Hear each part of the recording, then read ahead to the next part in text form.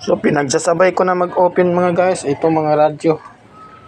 Laras na to. Pati ito i-open ko rin. So kadalasan basta Pilipino pag bukas na gagamitin sa kapwa ipapaayos, kaya ito busy tayo ng mga maliliit na repair o itong mga TV. Mamaya lang itong mga TV, unahin muna natin itong mga maliit. So ito naman ay hindi mag-ikot tong pan nya, at saka itong mga USB nya and mga light nya ay umiilaw naman. So ang issue nito ay pan, hindi umiikot. Unahin ko na lang to. So ito, dito madalas masisira pag ganito.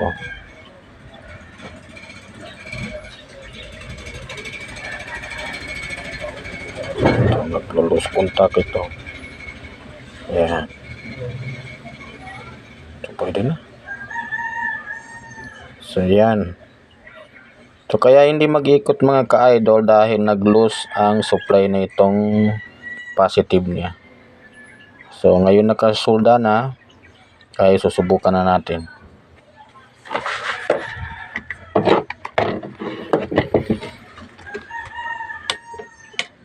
So yan, nag-ikot na mga ka-idol.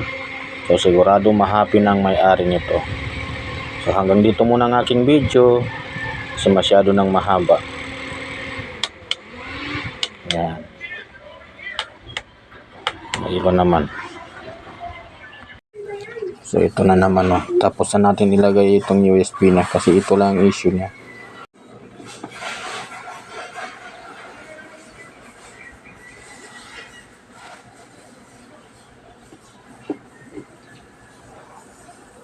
So ito na, tapos na. So ang ito ay stereo car, ito ipapaslak lang doon. Sampak mo lang doon sa ano, may stereo car doon. So okay na to. System lang ito mga ka-idol, manual.